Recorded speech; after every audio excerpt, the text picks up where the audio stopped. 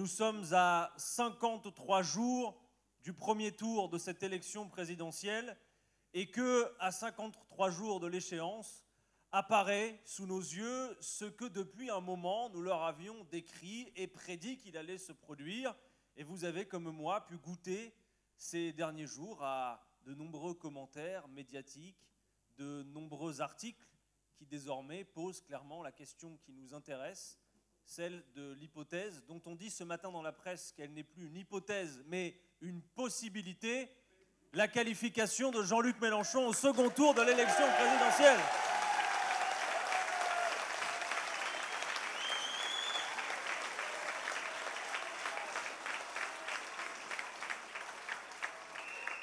C'est le premier message qu'il faut passer à cette heure et à moins de 2 mois de l'échéance. Le résultat des courses n'est pas prédit d'avance. Rappelez-vous qu'il y a encore quelques mois, on nous avait juré la main sur le cœur qu'on était condamné à un second tour entre M. Macron et Mme Le Pen. Les choses ont un peu bougé depuis lors, mais surtout on voit bien qu'à mesure que l'heure approche, eh bien, les femmes et les hommes de gauche, pour le dire rapidement, qui veulent en finir avec le quinquennat de M. Macron, mais pas pour faire pire, pour faire en sorte que véritablement la vie change, qu'on partage les richesses, qu'on relance l'emploi, qu'on se préoccupe véritablement de la question du changement climatique par la planification écologique. Ces femmes et ces hommes, désormais, on le voit en ce mois de février, voient apparaître dans le paysage un bulletin de vote qui est là véritablement pour changer la vie et qui fait preuve de son efficacité par la capacité qu'il a à accéder au second tour. Et c'est bien ce bulletin de vote Jean-Luc Mélenchon. Alors bien sûr, vous allez avec nous contribuer dans les 53 jours qui restent à faire l'essentiel de ce que nous avons encore à faire. C'est que la plupart des sondages, même ceux qui se réchauffent pour nous et qui donnent Jean-Luc Mélenchon dans un étiage qui se situe aujourd'hui entre 10 et 13%, on a fait les vérifications avec Corbière tout à l'heure. Au mois de février 2017, nous étions au même niveau, autour de 10. Et vous vous rappelez comme moi, pour celles et ceux qui ont participé à la campagne précédente, que c'est seulement à partir de la fin du mois de mars que Jean-Luc Mélenchon, toujours à 10 à ce moment-là, passe en 4 semaines de 10 à 19,5. Sauf qu'aujourd'hui, mes amis, vous le savez comme moi, le paysage politique que nous avons sous les yeux ne donne plus un seuil de qualification au second tour à plus de 20%, mais plutôt aux alentours de 16-17. Autrement dit, si nous arrivons à reproduire l'opération de la fois dernière, eh bien nous y sommes. Et c'est ce que nous nous apprêtons à faire, à la fois en démontrant l'efficacité de ce vote et de ce programme, on va en parler largement ce soir, mais aussi en concourant les uns les autres dans les jours qui viennent, et notamment jusqu'à cette date assez fatidique du 4 mars, qui est celle de l'inscription sur les listes électorales, à faire en sorte que des femmes et des hommes qui, à cette heure, hésitent, n'ont peut-être pas l'intention d'aller voter pour plein de raisons qu'on évoquera également, eh bien finalement y aillent. Car, soyez-en sûrs, les électrices, les électeurs de M. Macron ont déjà mis leur réveil matin pour le 10 avril. Ils veulent en remanger pour 5 ans et ils savent pourquoi.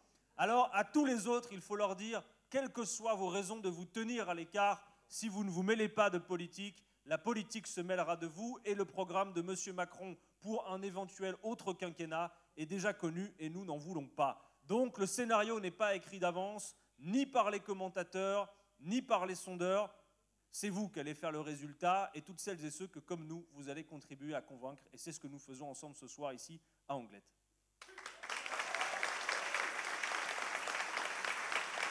Alors, dans cette campagne, nous avons réussi et l'actualité nous y a aussi aidés parce que les Françaises et les Français subissent de plein fouet la hausse des prix qui vient gréver fortement leur pouvoir d'achat et on nous annonce d'ores et déjà une inflation qui va peut-être se développer, en tout cas se poursuivre en 2022. Nous avons réussi à imposer réunion publique après réunion publique, intervention médiatique après intervention médiatique, la question qui doit être mise au cœur de cette campagne présidentielle, qui est la question sociale. Rappelez-vous que quand le quinquennat a débuté, très tôt avec mes camarades, nous avons collé sur le front de M. Macron l'étiquette de président des riches. Et d'aucuns nous disaient « Oh là, vous y allez un peu vite en besogne, vous êtes plein de préjugés parce que ce bon monsieur vient de la finance, mais qui peut présager de ce qu'il va faire ?» Eh bien désormais, et même si M. Macron tarde à descendre dans l'arène pour des raisons qu'on comprend, eh bien ce bilan existe et c'est le bilan d'un président des riches et à peu près rien d'autre que cela. Pour s'en rappeler, se souvenir que quand M. Macron est arrivé au pouvoir en 2017, les 500 familles les plus riches de ce pays possédaient à elles 500 un patrimoine de 570 milliards d'euros et qu'en vertu, non pas de choses tombées du ciel, mais bien de la politique de M. Macron, elles en possèdent aujourd'hui le double. Et que cet accroissement de la richesse entre quelques mains s'est spécialement développé au cœur de la crise sanitaire et de la pandémie. Vous avez vu comme moi ces chiffres. Les milliardaires de notre pays ont accru leur patrimoine pendant les 19 mois de crise sanitaire de près de 240 milliards d'euros.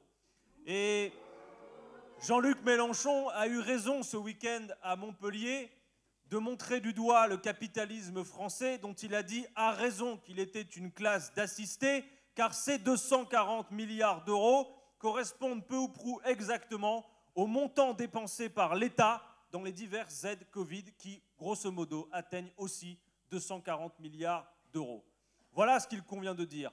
Ça produit cet effet qu'aujourd'hui en France, vous avez 5 personnes, 5 milliardaires, qui à elles 5 possèdent autant que 27 millions de la population, 40% de la population.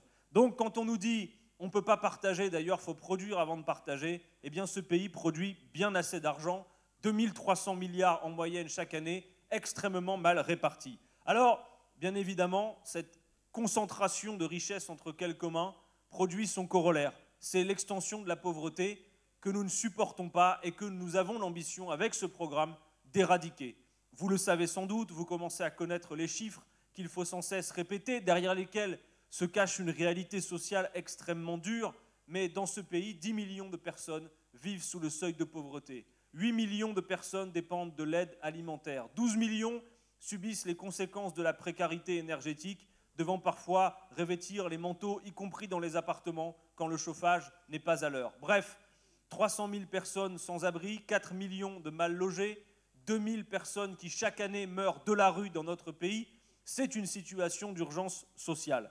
De la même manière, sur le volet productif, et même s'il est assez commun d'entendre des oratrices et orateurs de gauche fustiger les profits records ou les dividendes versés aux actionnaires, vous allez me dire c'est assez banal, mais ce qui n'est pas banal en revanche, c'est les niveaux records explosés dans cette période de crise sanitaire.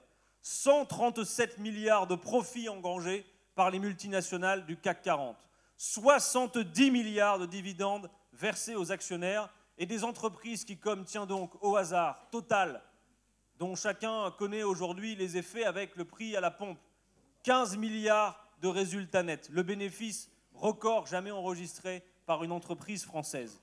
Et la grande difficulté que l'on a, c'est que c'est la foire aux dividendes et le patronat nous dit on a besoin de ce capital pour investir, mais le problème, c'est qu'ils n'investissent pas.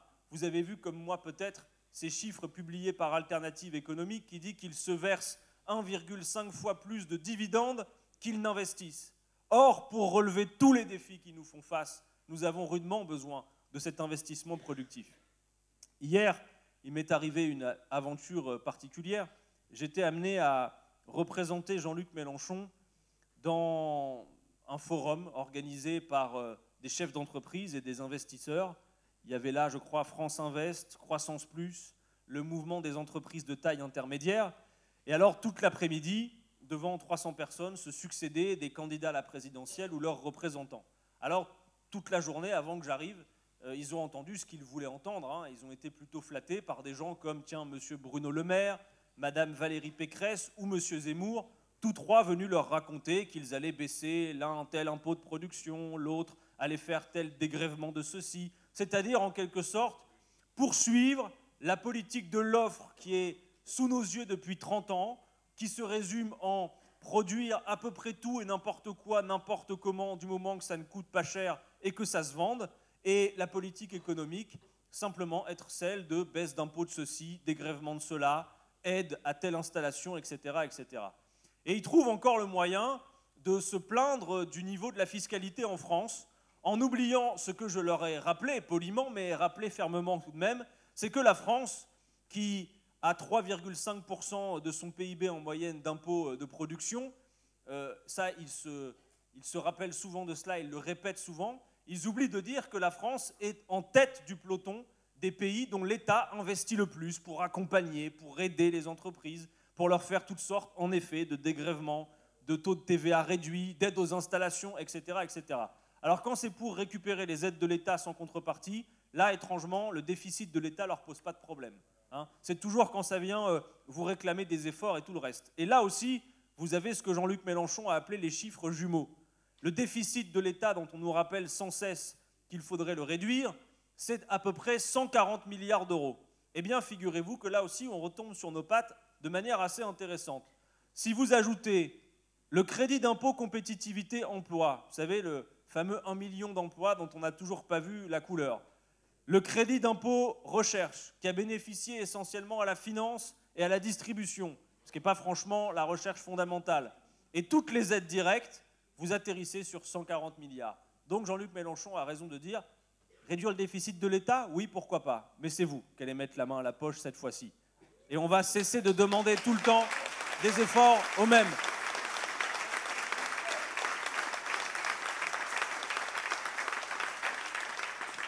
Alors, comme le temps passe vite et que je ne veux pas trop dépasser le temps que nous nous sommes répartis, je résume d'un mot. Le volet économique de ce programme, l'avenir en commun. Pendant 30 ans, ils ont fait cette politique de l'offre que je viens de décrire. Ce programme est un programme de rupture sociale, écologique, démocratique, qui prévoit et pense aussi les éventuels obstacles à son application. Par exemple, sur la question européenne, on sait que bon nombre des dispositions de ce programme ne sont pas applicables dans le cadre des traités européens. Donc nous avons une stratégie, parce qu'un programme n'est pas une liste au Père Noël. Il faut concrètement penser son application, avec une désobéissance au cas par cas, comme le font certains États. Mais le plus important à retenir, c'est que oui, nous allons passer de la politique de l'offre à une autre forme de gouvernance. Nous voulons gouverner par les besoins.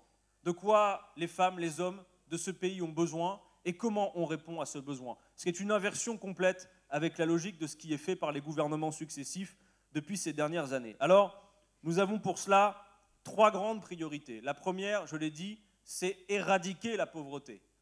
En passant d'abord par une revalorisation des salaires, car M. Macron ferait bien de se rappeler, plutôt que de revenir à la répression qu'il a fait subir aux Gilets jaunes, que dans ces fameux convois de la liberté, avant d'avoir des anti-vaccins, il y a des gens qui en ont ras-le-bol, qu'on les emmerde avec des mesures liberticides, comme celles que M. Macron a dit vouloir continuer à mettre en œuvre, mais surtout, beaucoup d'entre elles, beaucoup d'entre eux, qui travaillent et qui, malgré le fait qu'ils travaillent, n'arrivent pas à joindre les deux bouts. Nous avons besoin urgemment de passer de l'heure du capital à l'heure du travail en revalorisant les salaires.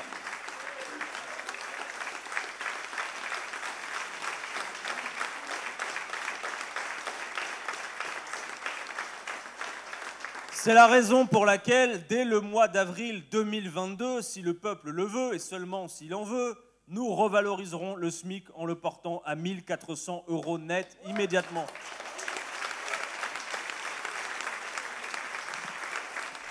De la même manière, nous avons l'intention de revenir sur le gel du point d'indice qui a terriblement aggravé la situation des fonctionnaires de ce pays qui doivent eux aussi avoir des revalorisations salariales significatives. Nous voulons faire en sorte que personne dans ce pays, quel que soit son âge, quelle que soit sa situation sociale, n'ait à vivre sous le seuil de pauvreté. Nous allons donc revaloriser les minima sociaux au niveau du seuil de pauvreté. Plus personne ne doit vivre en France sous le seuil de pauvreté.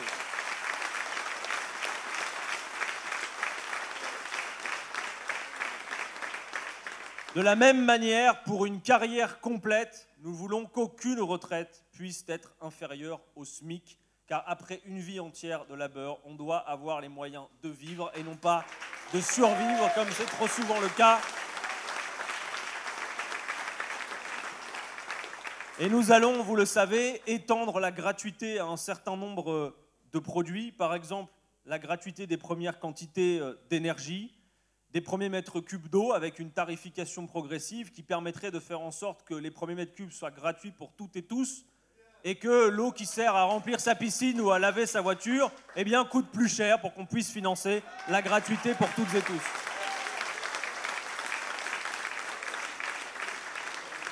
Les amis, vous n'êtes pas dans la mouise parce qu'on a perdu le chronomètre, alors ça peut durer très longtemps, je vous le dis.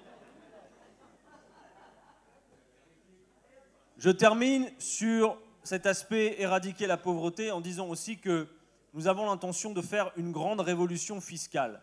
Parce que quand les très riches disent « mais on paye énormément d'impôts », oui, les montants sont imposants, mais en proportion de leurs revenus dans ce pays, les plus riches paient moins que la classe moyenne. Et c'est bien la proportion des revenus qui est importante, faire en sorte que l'effort soit réparti entre tous. Alors à celles et ceux qui vous diront, quelle que soit leur situation, que dans leur esprit, l'arrivée de Jean-Luc Mélenchon au pouvoir produirait inéluctablement une gabegie fiscale pour toutes et tous, vous pouvez leur dire, parce que le système de 14 tranches c'est un peu compliqué à expliquer, de retenir simplement ceci. Avec le système fiscal que nous allons mettre en place, les contribuables qui gagnent moins de 4 000 € paieront moins d'impôts. En revanche, en effet, certains autres vont devoir payer davantage, comme par exemple cette taxation sur l'héritage maximal, 12 millions d'euros, ce qui laisse de beaux restes. Mais comme Jean-Luc Mélenchon l'a dit, que l'on va redistribuer en finançant l'allocation d'autonomie jeunesse qui permettra aux jeunes d'être consacrés à leurs études.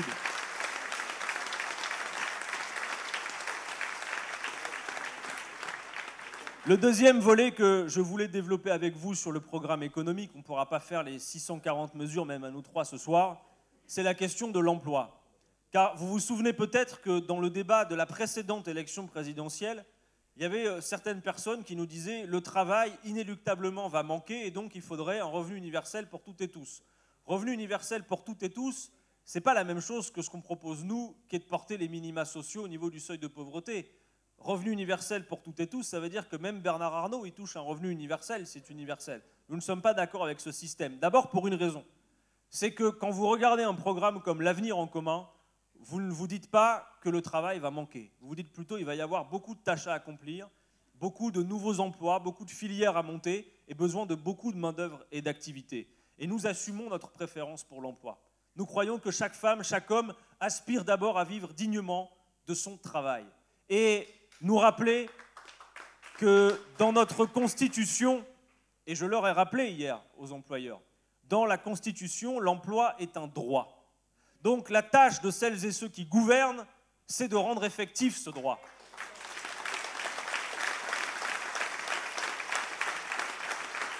Et on ne peut pas rendre ce droit effectif avec une politique qui consiste d'une part à faire des ordonnances travail qui affaiblissent le droit du travail ou de l'autre côté à venir taper au portefeuille les chômeurs dont 1 sur 2 n'est déjà pas indemnisé avec des réformes ineptes comme celle de l'assurance chômage. Non, nous avons une ambition, atteindre le plein emploi, d'abord avec des méthodes qui ont fait leurs preuves par le passé.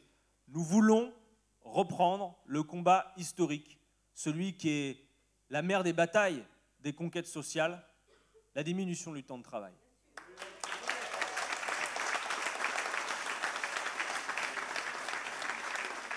Parce que mes amis, on le dit trop peu, mais ces 20-30 dernières années, la productivité a beaucoup augmenté.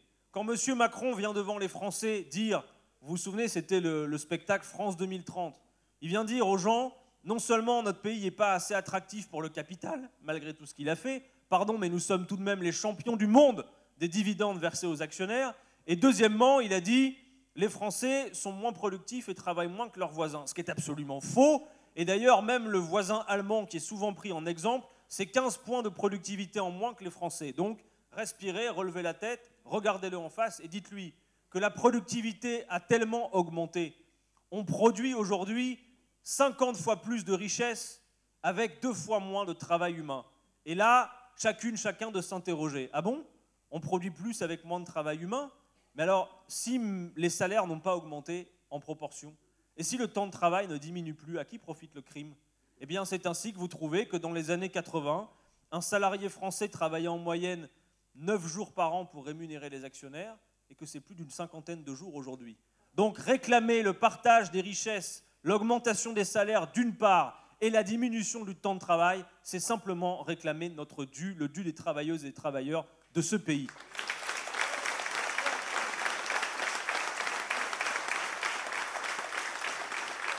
Ça va déjà vite, mais j'accélère. Ça veut donc dire que nous avons l'intention de faire appliquer réellement les 35 heures et d'aller à la négociation immédiate pour aller vers les 32 heures.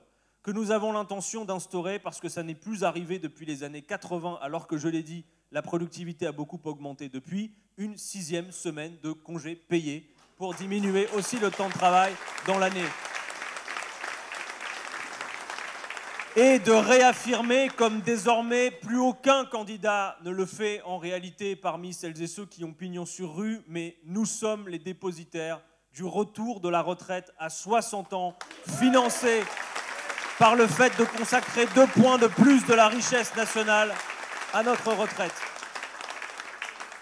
Tout ça va créer déjà beaucoup d'activités et d'emplois. Mais en plus de cela, nous instaurons ce mécanisme de garantie d'emploi, qui est un point central du programme, qui consiste à dire « fini le monopole du marché pour décider des tâches utiles à accomplir ». Nous voulons que chaque femme, chaque homme chômeur de longue durée, qui le souhaite, qui est volontaire, puisse se voir, si le marché ne lui en propose pas, en dernier ressort proposé par l'État, un emploi qui corresponde à ses qualifications dans le bassin d'emploi où il ou elle se trouve et qui corresponde à des tâches dont nous estimons qu'elles doivent être accomplies et que le marché refuse d'accomplir pour des logiques de rentabilité. Je pense à ces métiers du lien, du soin, ou à tous les métiers liés au tout dernier point que je vais développer, la question de la planification écologique. Bref, avec des mesures comme celle-ci, diminution du temps de travail, garantie d'emploi, planification écologique, je crois que nous avons plus de chances avec Jean-Luc Mélenchon de faire en sorte que, bien sûr, si vous vous trouvez en face de l'agence Pôle emploi, peut-être alors qu'en effet, si vous traversez la rue, vous en trouverez un.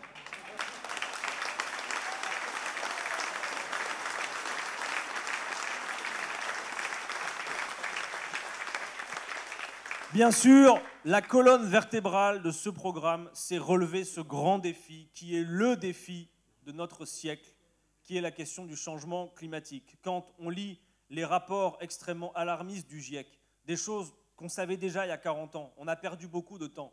Quand on lit qu'un enfant qui naît en 2021 va connaître dans sa vie 50 épisodes de chaleur extrême, on a d'ailleurs envie de dire à M. Zemmour, quel que soit son prénom, ça montre bien qu'il y a un intérêt général humain que nous devons prendre en charge. Nous avons l'intention de faire bifurquer l'économie de ce pays et de mettre en partage toutes les pratiques que nous pourrons adopter. C'est aussi le message que j'ai porté aux investisseurs, aux entrepreneurs hier. Je leur ai dit, nous, on ne vous offre pas, en effet, des dégrèvements d'impôts, de production, de ceci, de cela. On ne vous fait pas de cadeaux de ce type-là. Et d'ailleurs, on vous dit même que pour celles et ceux qui sont concernés, la foire aux dividendes sans investissement, ça suffit. Et on est ferme là-dessus. Mais à côté, on leur dit, comme Jean-Luc Mélenchon l'a dit, dans un débat d'ailleurs que, comme moi, j'en suis sûr, vous avez trouvé de très bonnes factures face à M. Roux de Bézieux la semaine dernière sur France 2, on peut aussi apprécier le talent de notre candidat, il faut le dire. Eh bien, nous leur proposons de la visibilité, de la prévisibilité pour les investissements d'avenir. La compétitivité, aujourd'hui, c'est produire toujours moins cher, peu importe comment on produit. Eh bien, avec nous, ce sera nécessairement l'intérêt général qui doit s'imposer aux intérêts particuliers. Et songez que la planification écologique dans tous les secteurs d'activité où nous allons devoir la déployer, ça va être énormément d'emplois. Et on se fait plutôt des sueurs froides pour savoir comment on va trouver toutes ces femmes, tous ces hommes. Il va falloir s'en donner du mal pour trouver, par exemple, les 300 000 paysans que nous devons installer pour faire l'agriculture locale que nous souhaitons entreprendre. Et bien évidemment, avoir des éléments pour nous protéger, pour permettre la sortie des pesticides, pour permettre d'en finir avec ce modèle productiviste. Transition agricole, transition énergétique, sortir l'énergie du marché, faire en sorte de reconstituer de grands pôles publics pour aller vers le 100% énergie renouvelable. Tout cela, mes amis, je ne serai pas plus long, va créer énormément d'activités et d'emplois. Bref, nous avons du pain sur la planche ces prochains jours. Charge à chacune, chacun d'entre nous de convaincre. Je l'ai dit, la tâche la plus importante, c'est de porter ce programme auprès de celles et ceux qui en sont aujourd'hui le plus éloignés. Mais ça fait de nombreuses années, au moins 5 ans, que l'on attend ce moment. Et on est si près du but, mes amis. Alors, le plus important, c'est bien en effet de faire en sorte que dans les 53 jours qui viennent, certains viennent au renfort qui ne le sont pas aujourd'hui. Et il en reste moins de 20, je crois, une quinzaine de jours, pour faire ce que nous avons à faire avec l'inscription sur les listes électorales. Et de débusquer les embûches. La fonction de M. Zemmour, Mme Le Pen et même maintenant de Mme Pécresse, qui reprend certains de leurs accents dans ce débat, c'est de diviser le peuple avec leurs obsessions sur l'immigration, sur l'identité, sur la religion, pour faire en sorte que le peuple ne se retrouve pas sur ces causes communes. Et observez d'ailleurs, quand vous ôtez du discours de M. Zemmour, de Mme Le Pen ou même de Mme Pécresse, tous ces sujets-là, vous tombez peu ou prou sur le programme d'Emmanuel Macron. Ces quatre-là ont l'intention de faire travailler les Français plus longtemps. Ces quatre-là n'ont pas l'intention de partager les richesses, ça n'est pas leur sujet. Donc ça, il faut le débusquer et on a besoin de tout le monde au renfort. Voilà ce que nous allons faire, voilà ce qu'on va faire avec vous. Et avant de passer la parole à ma collègue Sabine Rubin, comme ce soir, je savais que je partageais la scène avec Corbière, je vous ai choisi cette petite citation. Vous allez reconnaître l'auteur. Et vous, législateurs, souvenez-vous que vous n'êtes point les représentants d'une caste privilégiée, mais ceux du peuple français. N'oubliez pas que la source de l'ordre, c'est la justice, et que le plus sûr garant de la tranquillité publique, c'est le bonheur des citoyens. Le bonheur, c'est notre objectif, mes amis, et nous avons 53 jours pour aller ensemble le conquérir. C'était Robespierre.